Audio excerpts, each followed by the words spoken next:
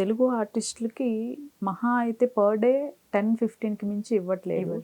ఇంత పేమెంట్లో ఇప్పుడు మీరు చెప్పిన కాస్ట్యూమ్స్ ఇవన్నీ ఎలా మెయింటైన్ చేస్తున్నారు? అవ్వదండి అసలు. అదే అంటున్నాను కదా, ఏమీ మిగలదు అనిపిస్తుంది. మిగులుతుందేమో అని అనిపిస్తుంది. మిగులుతాయేమో మహా అయితే. ఇప్పుడు లక్కీగా ఒక్కొక్క షెడ్యూల్లో ఫంక్షన్ సీన్ పడుతుంది. ఓకే. ఆ ఫంక్షన్ సీన్ పడ్డప్పుడు ఒక డే అంతా ఒక డ్రెస్ మీదే ఉంటాం. ఆ రోజు బెనిఫిట్లో పడ్డట్టు. దాని నెక్స్ట్ డేనే ఒకటి డే ఎఫెక్ట్, ఒకటి నైట్ ఎఫెక్ట్, ఒకటి డే ఎఫెక్ట్, నైట్ ఎఫెక్ట్ మార్పిచ్చేస్తారు. ఒక 5-6 డ్రెస్ చేంజ్లు అయితే ఇంకా ఆ రోజు మైనస్లోనే ఉంటాం. అట్లా ఓవరాల్గా చూసుకుంటే ఏదో కొద్దిగా ఒక అమౌంట్ కనిపిస్తుంది తప్పితే ఈ ట్రావెలింగ్కి కానివ్వండి అంతా ఇప్పుడు వాళ్ళు ఇచ్చే కన్వీన్స్ కంటే మాకు ఎక్కువ అవుతుంది. ఎక్కడో దూరం కదా లొకేషన్స్ చాలా. అసలు ఏం చేస్తారండి ఈ శారీస్ ఇవన్నీ? నిజంగా వన్ టైం యూజా? అంతే, వన్ టైం యూజే. ఇప్పుడు నేను మదర్ క్యారెక్టర్స్ చేస్తున్నాను కాబట్టి ఏమో నాకు ఫ్యూచర్లో ఇవన్నీ ఉపయోగపడచ్చు. రేపొద్దున అసలు కట్టుకోము సాధారణంగా, మనం ఇళ్లలో చీరలు ఏం కట్టుకోము పెద్దగా. కంఫర్టబుల్గా ఏ కుర్తా పైజామా వేసుకుంటాం కదా. ఇంటికి వెళ్ళామంటే ఫస్ట్ ఆ నూనె నైటీ తీయాల్సిందే, అది లేదు బతకలేము. అంటే అది అంతసేపు వర్క్ చేసి వచ్చి చిరాగ్గా అనిపిస్తుంది. ఏదో ఇంక ఇంటి దగ్గర ఏదైనా పూజలు ఉన్నా ఏదైనా చిన్నవి ఏమైనా ఉంటే తీయటమే తప్పితే అది ఎప్పుడు ఏదో అది కూడా కాస్త కంఫర్టబుల్గా ఉన్న శారీ తప్పితే ఇవన్నీ వేస్ట్. మరి ఏం చేస్తారు అసలు వీటిని?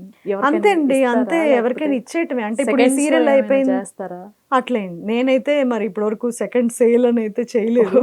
ఓకే. అసలు ఉంటుందా? నాకు డౌట్ వస్తుంది. అందుకే మేబీ డేకి ఇన్ని శారీస్ మీరు క్యారీ చేయాలి అంటే అసలు ఎలా షాపింగ్ చేస్తారు? ఎంత ఖర్చు పెడతారు అసలు వీటికి?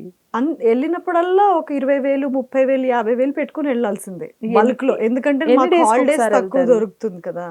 మంత్లీ వెళ్తామండి, మంత్లీ చేయాల్సిందే. మంత్లీ వెళ్ళాలి, లేదంటే 2 monthsకి ఒకసారి వెళ్ళాలి. ఓకే. 2 monthsకి ఒకసారి వెళ్ళామంటే కొంచెం పెద్ద కట్ట తీసుకెళ్ళాలి. 30,000 బడ్జెట్ పెట్టుకుని ఈజీగా పెట్టుకెళ్ళాలి. అప్పుడే ఇవన్నీ కొనుక్కోవాలి, అన్ని కుట్టించుకోవాలి మళ్ళీ. అప్పుడు మళ్ళీ స్టార్ట్. ఆ పాతవి కొత్తవి అన్ని కలిపి వాడుతూ ఉండాలి. ఓకే. రిపీట్ అవ్వకుండా ఒక్క సీరియల్కి ఇప్పుడు నా దగ్గర ప్రస్తుతం ఒక్క జగదాత్రి ఒక్క సీరియల్కి దాదాపుగా ప్రజెంట్ నేను రీసెంట్గా రూమ్ ఆర్గనైజ్ చేసి చదివితే 400 చీరలు అయినాయి. ఆపా జస్ట్ జగదాత్రికే. ఒక 300 ఎపిసోడ్స్కి అంతేనా? అంతే. 400 శారీస్ అయ్యాయి. తెలియకుండా, అంటే కావాలని చేసింది కూడా కాదు. అవన్నీ వేస్టే. ఆ షెల్ఫ్ మొత్తం చూస్తుంటే ఇవన్నీ ఏం చేసుకుంటాను తర్వాత అనిపిస్తుంది. 400 శారీస్ అని చెప్పారు. వీటన్నిటిని ఎలా మేనేజ్ చేస్తారు? ఇప్పుడు ఓకే, ఒక serial okay, second serial commit అయ్యారనుకోండి, ఎవరికైనా ఇచ్చేస్తూ ఉంటారా? అంతే అండి. అంటే ఇప్పుడు ఇది కట్టుకోవట్లేదు అని నాకు ఒక క్లారిటీ ఉంటే ఓకే, ఇంకా డిస్కార్డ్ చేయటమే, తెలిసిన వాళ్ళకి ఇచ్చేయటం అంతే. మరి సెకండ్లో సేల్ చేస్తారో నాకు వేరే ఆర్టిస్ట్లో తెలీదు. నేను మటుకు ఇట్లా తెలిసిన సర్కిల్లో ఎవరైనా కట్టుకుంటా ఉంటే ఇచ్చేయటము, ఈ అపార్ట్మెంట్లో ఎవరైనా వర్క్ చేసే వాళ్ళకి ఇచ్చేయటము అంతే. చాలామంది, నేను కౌశిక్ గారిని ఇంటర్వ్యూ చేశాను, చాలామంది సీరియల్ ఆర్టిస్టులని ఇంటర్వ్యూ చేశాను. ప్రతి ఒక్కరు చెప్తున్న మాట ఏంటంటే తెలుగు వాళ్ళకి అసలు ఏ అవకాశం లేదమ్మా, ఏదో చేస్తున్నాము, పెద్ద రోల్స్ కాదు అవి, ఇంతకు ముందులాగా ఏదో చేస్తున్నాం అని చెప్పేసి అంటున్నారు. ఎందుకు అసలు ఇంత డిఫరెన్షియేషన్ ఎలా వస్తుంది అసలు? మెయిన్ డిఫరెన్స్ స్టార్ట్ అయినది, వాళ్ళు ఇక్కడికి వచ్చి వాళ్ళని ఒక రూమ్లో ఉంచుతారు కదండి. ఇప్పుడు మొత్తం వేరే స్టేట్ కన్నడియన్సేనండి. కన్నడ, బెంగాలీ, తమిళ్ ముగ్గురు ఉన్నారు. ఎక్కువ కన్నడ ఎక్కువ ఉన్నారు. ఓకే. ఇప్పుడు బెంగాలీ వరకు వెళ్ళింది, తమిళ్ కొంతమంది ఏదో హీరోయిన్స్ వరకే. కన్నడ మటుకు క్యారెక్టర్ ఆర్టిస్టులు కూడా ఉన్నారు. Okay. Mother roles, father roles, అలా అన్ని రోల్స్ వాళ్ళు కన్నడ వాళ్ళు ఉన్నారు. ఎందుకు వాళ్ళు పేమెంట్ ఏమైనా తక్కువ తీసుకుంటారా? రెమ్యునరేషన్ తక్కువ కూడా. ఇంకొకటి నేను నేను అడుగుతూ ఉంటాను అప్పుడప్పుడు, ఎందుకండి మీరు ఈ చాయిస్ తీసుకుంటారు? ఆ ఖర్చు ఏదో ఇప్పుడు ఆ ఫ్లైట్కి అవుతుంది, వాళ్ళు ఫ్లైట్లో తెప్పించుకోవాలి, హోటల్లో పెట్టాలి వాళ్ళకి పొద్దున సాయంత్రం భోజనాలు పెట్టాలి, షూటింగ్ లేకపోయినా వీళ్ళే భోజనం పెట్టాలి. అదే మేమనుకోండి, ఇంటికి వెళ్ళిపోయామంటే ఇక వీళ్ళకి టచ్ లేదు, మా ఫుడ్ ఏదో మేము తింటాం, మా రూమ్ మా ఇంట్లో మేము ఉంటాం. మరి ఇంత చేయటానికి రీజన్ ఏంటని నేను అడుగుతుంటాను. అంటే వాళ్ళ సైడ్ ప్రాబ్లం తెలుసుకుందామని. ఇప్పుడు ప్రొడ్యూసర్ సైడ్ నుంచి కానివ్వండి, ఎందుకని చాయిస్ అసలు వెళ్ళింది అని. ఒకటేంటంటే వాళ్ళు చెప్పినది, ఇక్కడ ఉన్న వాళ్ళు 9ంటికి ఇంటికి వెళ్ళిపోతామంటారు, వాళ్ళు వెళ్ళనంటారు. వాళ్ళు మేము ఇచ్చిన రూమ్లో ఉంటారు కాబట్టి మేము ఎప్పుడు పంపిస్తే అప్పుడు వెళ్తారు. వాళ్ళు ఎప్పుడు రమ్మంటే అప్పుడు వస్తారు. మార్నింగ్ కూడా మేము ఎప్పుడు బండి ఎక్కమంటే అప్పుడు ఎక్కుతారు, ఎందుకంటే మేమే వెహికల్ పెడతాం కాబట్టి. మీరు ఇక్కడ ఉన్న వాళ్ళు మా అబ్బాయికి బాగాలేదు, మా అబ్బాయికి ట్యూషన్ ఉంది, మా అత్తగారికి బాగాలేదు, నేను వెళ్ళాలి, సాయంత్రం హాస్పిటల్లో చూపించాలి, మా వారు తిడతారండి రాత్రి 9 తర్వాత వెళ్తే, కొంచెం త్వరగా పంపించమని అడుగుతారు. మీకు ఇవన్నీ రీజన్స్ ఉంటాయి. వాళ్ళని తెచ్చామనుకోండి, వాళ్ళు అసలు మేము పంపించేదాకా వెళ్ళరు కదా, అందు గురించి మేము చేసుకుంటున్నాం అట్లాగా. హ్మ్. అది కాకుండా వాళ్ళకి ఏ రిస్ట్రిక్షన్స్ చాలామంది పెట్టట్లేదండి. అంటే వాళ్ళకి బోల్డ్ అని ప్రోగ్రామ్స్ ఉంటాయి. ఇప్పుడు ఇక్కడ ఉన్నారనుకోండి, మా ఆయన ఈ సీన్ చేయొద్దంటున్నాడండి, మా మా నాన్నగారు చేయొద్దంటున్నారండి. కొంచెం ఇట్లాంటివి కొన్ని రీజన్స్, కొన్నేమో అవి, అలా రకరకాల రీజన్స్ రావటానికి. మొత్తానికి ఏముంది, మా పుట్టగొట్టారు. మన తెలుగు వాళ్ళు అనేవాళ్ళు చాలా తక్కువైపోయారండి. అసలు ఆల్మోస్ట్ 80% అదర్. అంతే కదా. ఇప్పుడు మంత్లీ మనకి బ్రతికే అంత సంపాదన వస్తే ఈ ఫీల్డ్లో ఉంటారు ఎవరైనా. అవును. ఏదో ఉన్నామా అంటే ఉన్నామన్నట్టుగా మనకు అక్కడ సీరియల్ 2 రోజులు, ఇంకో సీరియల్ 2 రోజులు వస్తే ఆ ఇన్కమ్తోని బట్టలే కొనుక్కుంటారా, ట్రావెలింగే చేస్తారా, ఇంటి రెంట్లు ఎట్లా కట్టుకుంటారు, అన్నం ఎలా తింటారు, ఇంట్లో వాళ్ళని ఎలా పోషిస్తారు? ఇంపాసిబుల్ అది. అందుకని ఏం చేస్తారంటే వాళ్ళకి తగ్గిన జాబ్ చూసుకుని వెళ్ళిపోతారు. చూస్తారు కొంతకాలం, దీని మీద టైం ఇన్వెస్ట్ చేసి చూస్తారు. ఓకే. రావట్లేదు, అంత తగ్గట్టు బ్రేక్ రాదు, రాకపోయేటప్పటికి వెళ్ళిపోతారు. ఓకే.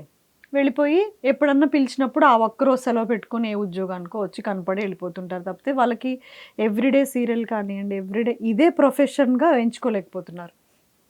ఈ ప్రొఫెషన్ మీద బ్రతకడం చాలా చాలా కష్టమైపోయింది ప్రజెంట్ డేస్ తెలుగు వాళ్ళకి. నేను ఎవరన్నా ఇప్పుడు కొత్త వాళ్ళు వచ్చినాను, మీ దాంట్లో ఏదైనా కొత్త రోల్ ఉంటే చెప్పండి, మాకు యాక్టింగ్ అంటే ఇష్టం అంటే, నేను ఒకటే చెప్పి ఇప్పటివరకు ఎవరికి ఇంట్రడ్యూస్ చేసినా నేను ఒకటే చెప్తాను, ఇదే వృత్తి అనుకొని బ్రతకద్దు. ఇంపాసిబుల్ బ్రతకడం, ఇంపాసిబుల్. ఈ సంపాదన సరిపోదు. బయటికి కనిపిస్తుంది చాలా హంగుగా, ఆర్భాటంగా. అసలు మన రూమ్ చూస్తే ఇన్ని బట్టలు, మీకేం తక్కువ అంటారు, బట్టలు ఉన్నాయి, క్యాష్ ఉండాలి అక్కడ యాక్చువల్గా. ఓకే.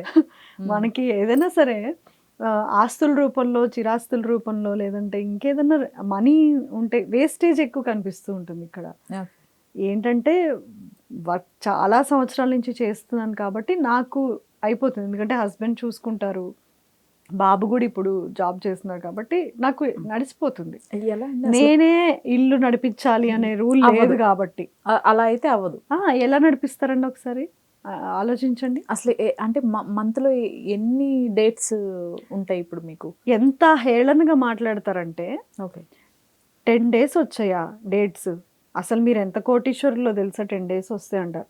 నిజంగా 10 days వస్తే మీరు అన్నట్టుగా ఒక 10,000 వేసుకుందాం పేమెంట్ పర్ డే, కానీ అందరికీ 10,000 ఉండదండి, ఇంకా తక్కువ ఉంటుంది. తెలుసు. దాంట్లో టీడీఎస్ కట్ అవుతుంది, దాంట్లోనే పెట్రోల్ ఎలివెన్స్ ఉంటుంది, దాంట్లోనే అసిస్టెంట్ ఉంటుంది, దాంట్లోనే మేకప్ మెటీరియల్, ఈ బట్టలు, ఇవన్నీ మైనస్ పోతూ తీసుకుంటే ఒక ప్రాఫిట్ ఒక 1,500 1,000 మిగిలింది అనుకుందాం సుమారుగా 10 రోజులు, అంటే 10,000 ఆ నెలకి. 10,000తో ఎలా బ్రతుకుతారు? 10,000 వచ్చిన వాళ్ళకి కూడా అన్ని ఖర్చులు తీసేయంగా, అంటే ఓన్లీ షూటింగ్ ఖర్చులు తీసేస్తే ఓ 2,000 చూపిస్తుందేమో మహా అయితే. ఓకే.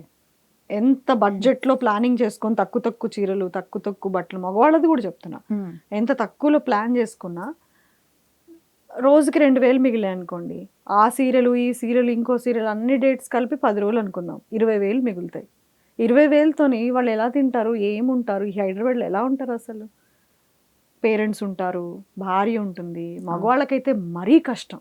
ఓకే. నేనైతే చాలా మందికి చెప్పున్నాను, మీరు ఇది ఒక్కటి చేసేటట్టయితే నన్ను అడగద్దు, అసలు మాకు ఈ ఫీల్డ్లో ఇప్పించండి అని నన్ను అడగద్దు, మీకు ఇంకేదైనా బిజినెస్ అన్న ఉండాలి, మనీ సోర్స్ ఇంకోటి ఉంటేనే రండి. ఓకే. దీని మీద డిపెండ్ అయ్యి రేపొద్దున రాకపోతే డిప్రెషన్కి వెళ్ళిపోయి మళ్ళీ ఇంకేదో చేసేసుకొని అయ్యో నాకు రావట్లేదని బాధపడుతూ ఇక్కడ ఉండొద్దు. చాలా కష్టం, నడపలేరు అసలు, ఇంపాసిబుల్.